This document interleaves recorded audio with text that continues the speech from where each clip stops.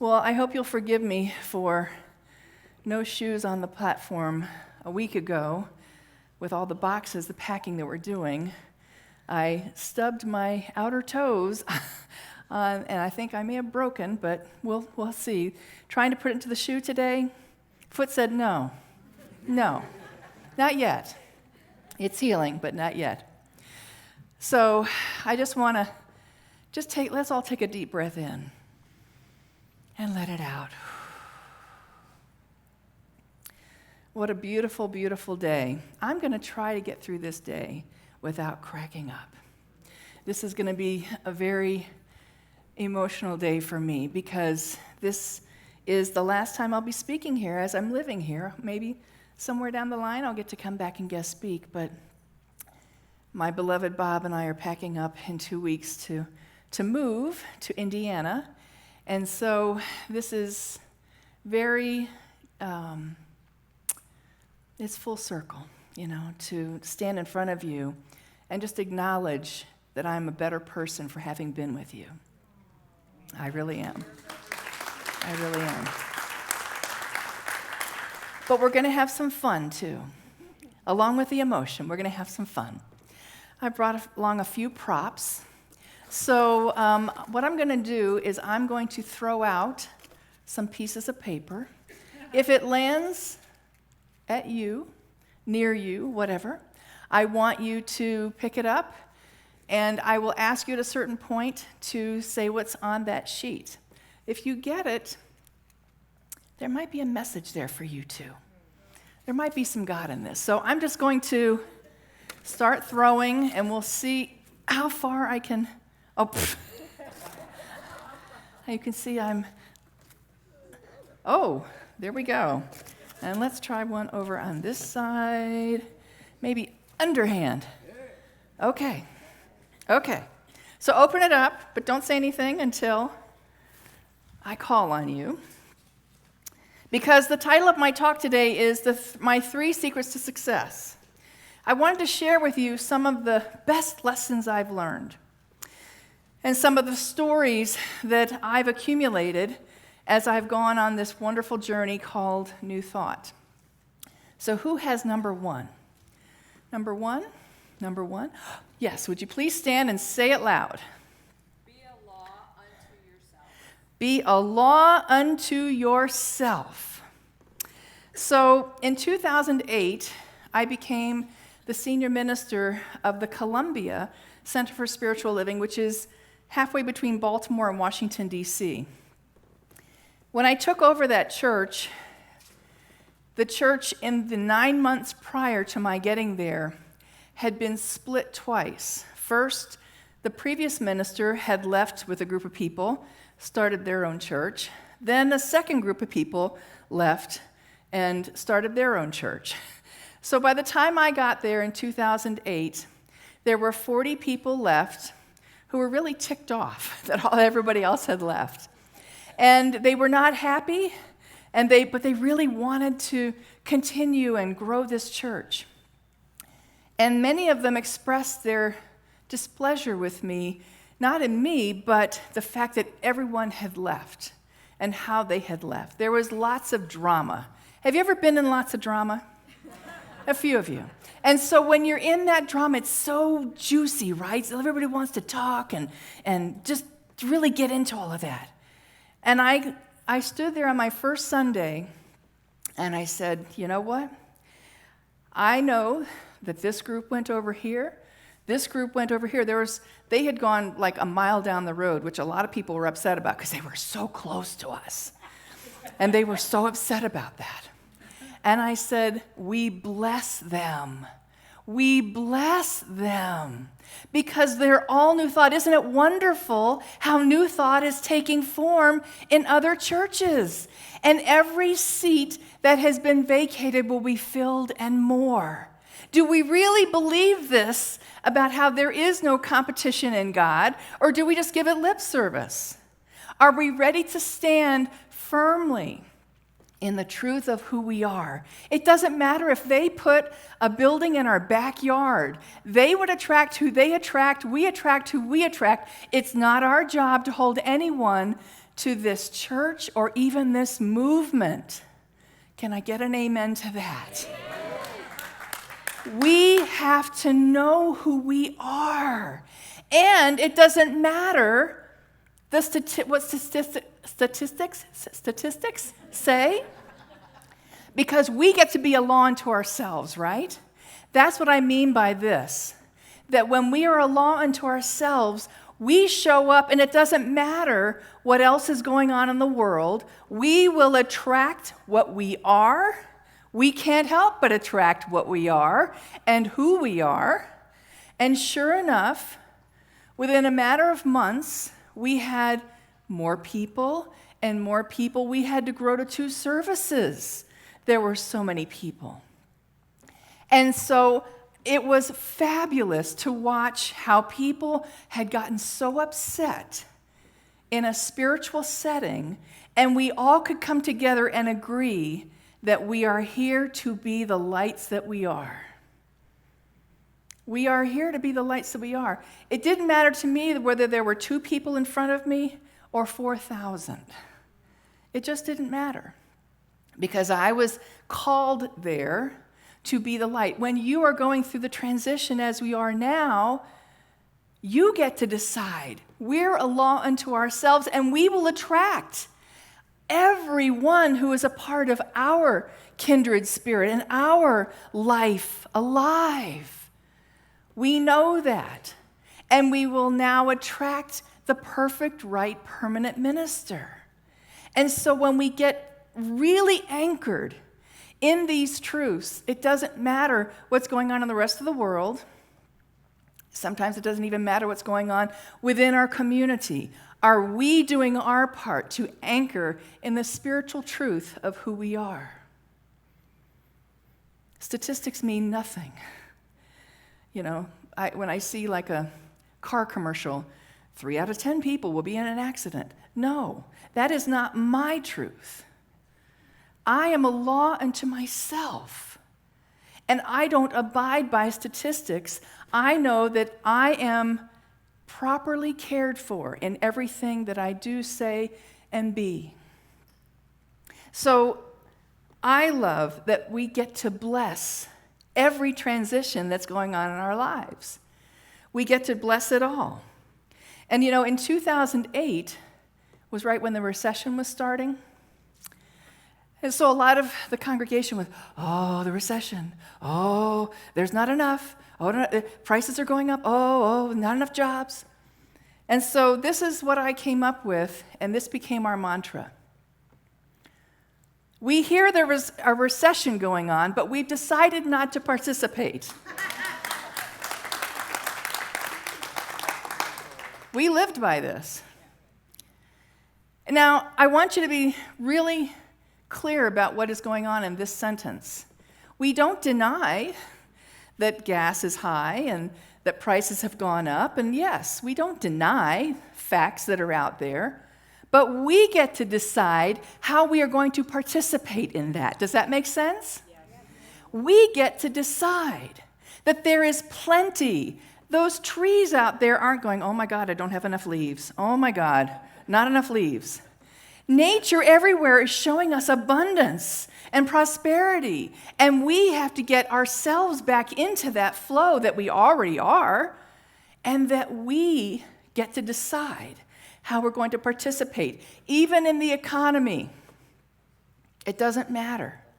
We get to have our own bubble of what happens to us, and that's what happened to our church. In 2008, there were some serious economic issues that were happening in the world, especially in the Baltimore, Washington area. And yet, we thrived. We didn't have any income lack or anything like that. People were coming in. And so, are we really going to know the truth even about what's happening now economically? Are we going to allow chatter? Because guess what? The more people talk about it, they are participating in it. And so let's remove ourselves from the ideas that may or may not apply to us. You get to decide.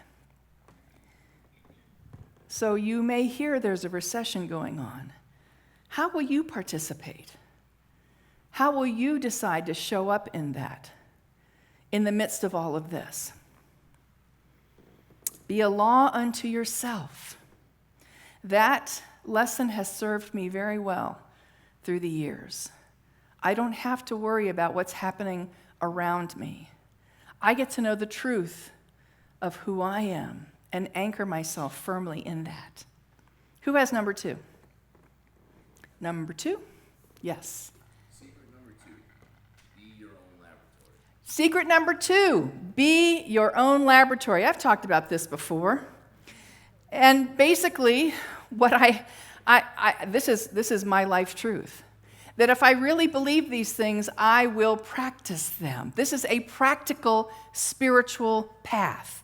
It's not where we come and sit and hear nice things on Sunday and we read nice books. We are actually taking this into our lives and doing them. We are showing up as love and kindness and compassion. And one of the best examples of that happened this week. You probably saw this. It happened during the World Series playoffs. And this was a gentleman, his name was Isaiah Jarvis. He's from Tulsa, Oklahoma. He was playing on his team. He was at bat.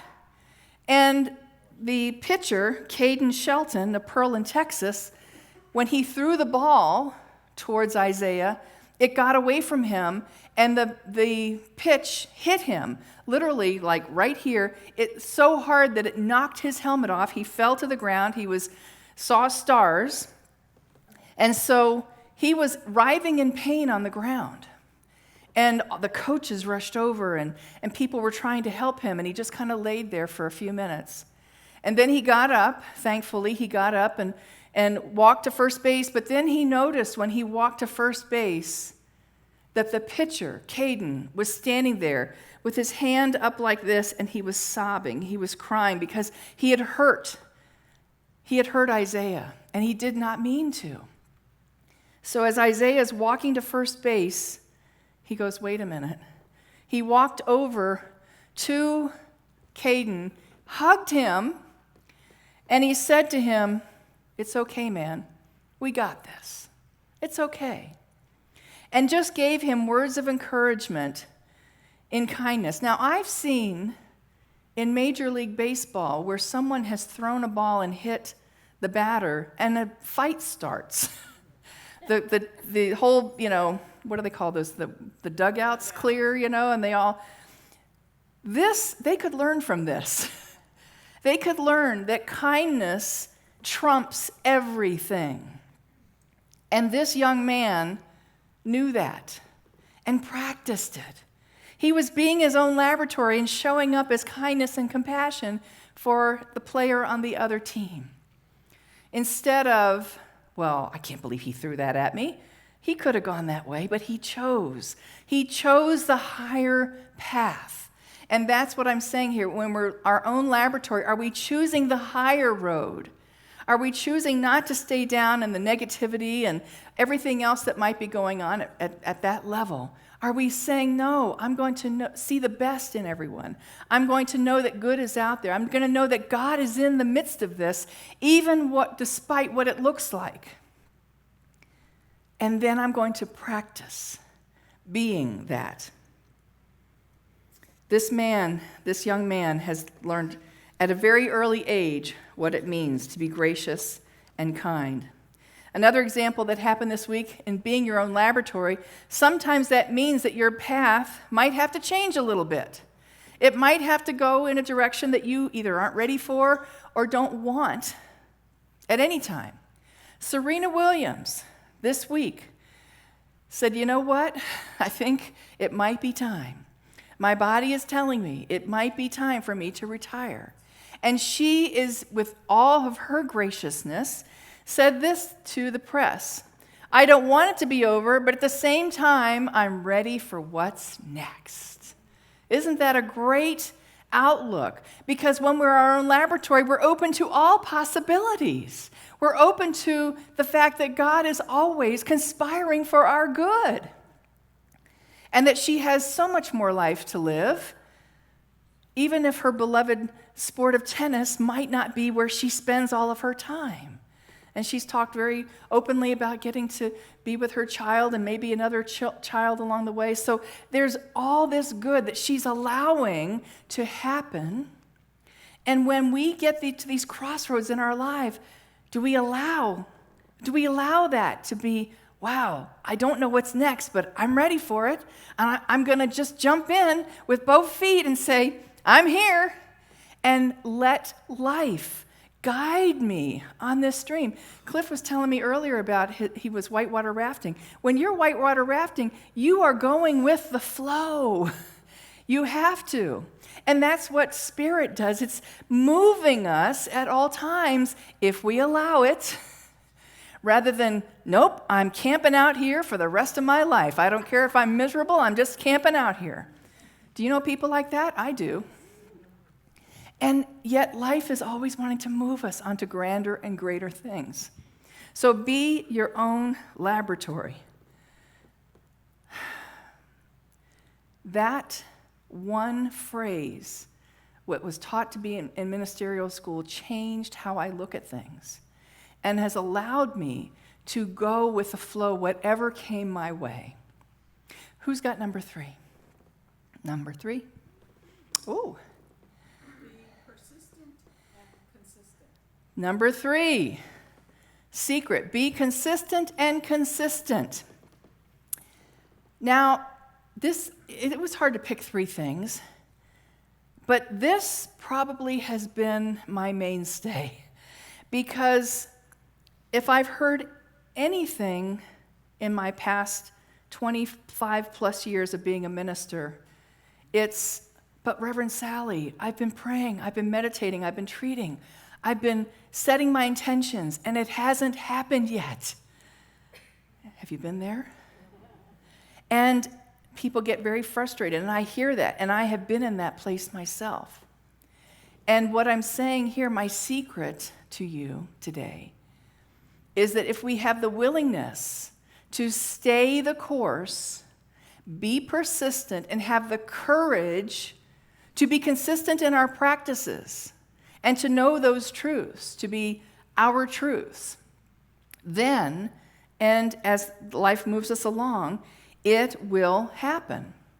I'm going to give you an example. I worked on a loving relationship for not days, not weeks, not months, not years, but decades. Decades. I came from a mother and father who did not provide a very good role model for me. And I was pretty much clueless by the time I started dating. Had to unlearn a lot of things. Are you with me on that? And it was a lot of trial and error, a lot of, that didn't work, let me see what else I can do. And so I got married the first time. I waited a long time because I knew that there were things that I had to work on. I was 34 years old, and I thought, this is it. This is it.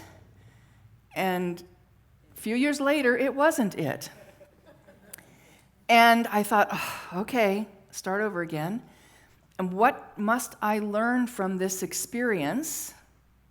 Very good question to have. What must I learn? And that was in 1997, ladies and gentlemen. 1997. And so 23 years later, in 2020, 23 years, I dated a few times, got serious a couple times, and thank God that didn't go the way I wanted to. What's that old phrase? Thank God doesn't answer prayers, all prayers. Because I still was learning what was best for me. But finally in 2020, I had the inclination to go on to eHarmony and met the love of my life. He's sitting right there, Bob. And yes, he deserves a round. But if I had given up anywhere along the way, and there were times when I wanted to, there were times when I was like, really? Really, Spirit? Because I was manifesting lots of other things in my life. But that relationship piece just it just wasn't working. until finally, I met someone, and now I'm learning how to be married again, which is a whole other experience. Now, I believe that I was fully intentional about moving into those perfect right relationships, but I wasn't ready yet. And so we weren't late for our divine appointment. We simply had to do the inner work to prepare for one another. Does that make sense? We weren't late. We simply had to do the work. He was doing his work. I was doing mine. And then we had the opportunity to come together. So I don't believe that anything is late in our life. It shows up at the perfect right time, at the right opportunity, and then if we are ready and have the consciousness to accept it and hold on to it, it is ours. It is ours. Because my point is this: I don't have a magic formula to tell you how to write an eHarmony listing. I don't. Because a lot of people approach me afterwards, how did you do that? Can you write one for me? No, it wasn't about that. It was the consciousness that I brought to the whole thing. Does that make sense? It was the consciousness of who I was that allowed him to respond and send me a message, and then we were like, where have you been all my life? So the consciousness that I was grooming and growing was what was important. But that took persistence and keep on keeping on. Now, I was 62 years old when that happened. 2 years later, because it's 2 years to this week when we met. 62 years old, and I must be a slow learner. So if I can do it, you can do it. I can do it, you can do it. I've been praying for the loving relationship my entire life. I also, because of the dysfunctional family that I came from, had made my own family wherever I went. I think many of you can relate to that. I had brothers and sisters in this room, and I have brothers and sisters all across the country through spiritual communities that I've belonged to, friends along the way. I was intentional about creating brothers and sisters because I didn't have that in my biological family. Well, last March, 6 months or so ago, I was contacted by a woman who, lo and behold, is my sister. Found me through my brother who had done his Ancestry.com, and she found me online, watched one of these videos online, and she wrote to me and said, I think we might be related, and it turns out her father is also my father. So I now have a sister, a biological sister, who is one of the sweetest, kindest people I've ever known. We talk weekly. I can't wait to meet her in person. We've FaceTimed and talked on the phone. But because I was intentional about creating family, guess what? Family showed up. It showed up in a beautiful and wonderful way. And so that took me to 64 years old. So I really am a slow learner. But you too can do this. In the past 2 years, I've manifested the love of my life and a family. And now, because Bob has 3 grown children, I never had children. He has 5 grandchildren. I'm a grandmother now. Yay! Yay! There's nothing better than a 3-year-old saying, Grandma Sally, can I hold your hand? Oh, it's just the sweetest experience, which is why we're moving to Indiana, to be closer to the family. And I really am creating this wonderful family now with my beloved, and it's such a new and wonderful opportunity that I've been preparing for my entire life. My entire life. So I'm going to close with just a bonus secret. Who's got the bonus secret? Margot. It's already yours. It's already yours. It's already yours. Ernest Holmes says, let us waste no further time looking for the secret of success or the key to happiness. Already the door is open, and whosoever will enter may enter. It's already there for you. Now, you may have also heard this said in The Wizard of Oz. You've had the power all along. Glinda the Good Witch. Let Dorothy know. It's always been hers. She's always had that power. And so, if I leave anything with you today, it's this: that you have everything you will ever need to create the life that you want. You have all the courage you need. You have all the strength you need. You have all the love and kindness and compassion that you need. You get to practice it and grow it.